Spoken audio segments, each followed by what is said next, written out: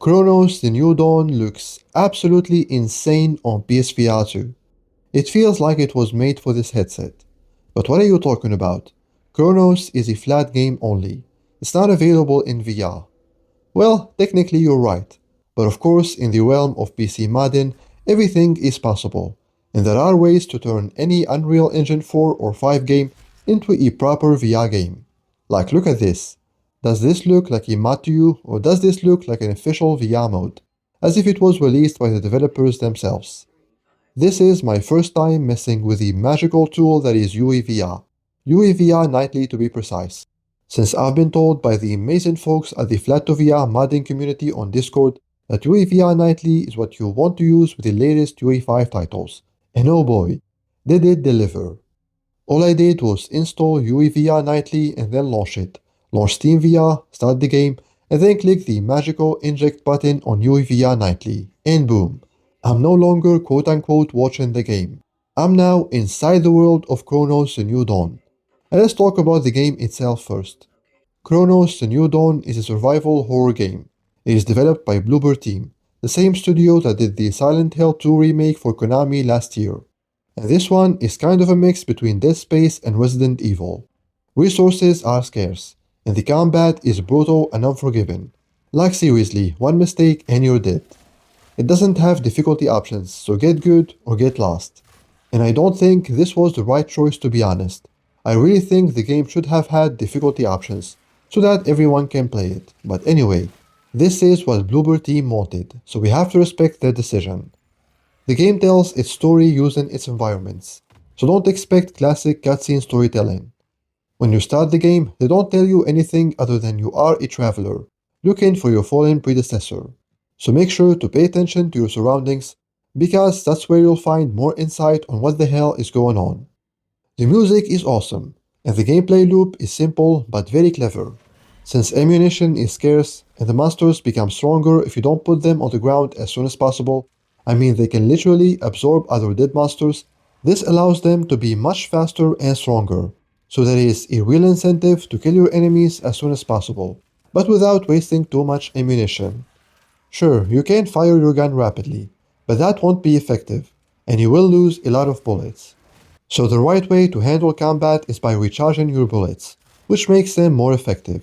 But this is easier said than done, because this takes more time, and the monsters are not going to wait and sit around. They're going to merge and run after you, so you get the idea. I've spent about 4 hours in the game so far, and I must say, I'm really liking the combat in this game, and the game in general. In fact, the only reason I stopped playing is because my DualSense Edge controller died on me. Yes, I'm playing the game in VR on PSVR 2 on PC, with the DualSense Edge controller. What a time to be alive. But seriously, a big part of what is making me enjoy the game so much is the fact that I'm playing it in VR. Yes, it's not in first person, it doesn't have motion controls, currently, because I do believe in a few days the community will figure out a way to run this game in first person. But even in third person, the game is so much better in VR. It's basically a night and day difference. On a flat screen, you're watching the game, but in VR, you are inside the game. You get to see everything in a true-to-life scale. You get to appreciate some small details that you wouldn't even notice on a flat screen. And PSVR 2?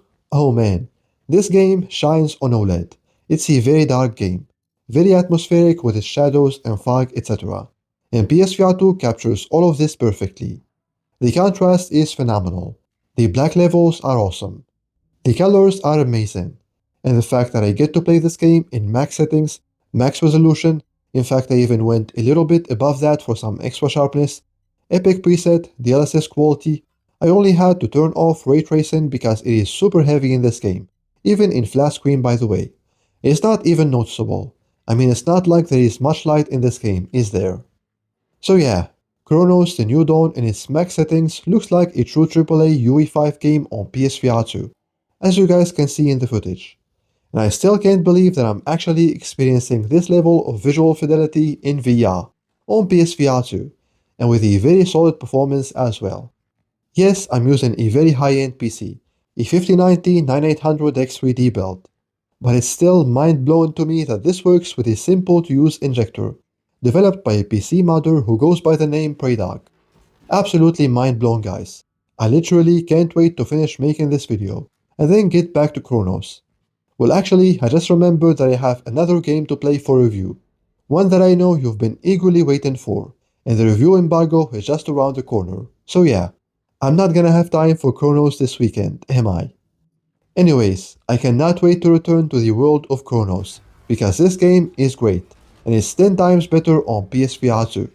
I highly encourage anyone with a decent PC to try it out, and if you don't have a PC, well, maybe it's time to start thinking about building one. UEVR is insane, and I can't wait to experience more AAA games on PSVR 2 using it. Perhaps the next one will be Silent Hill F.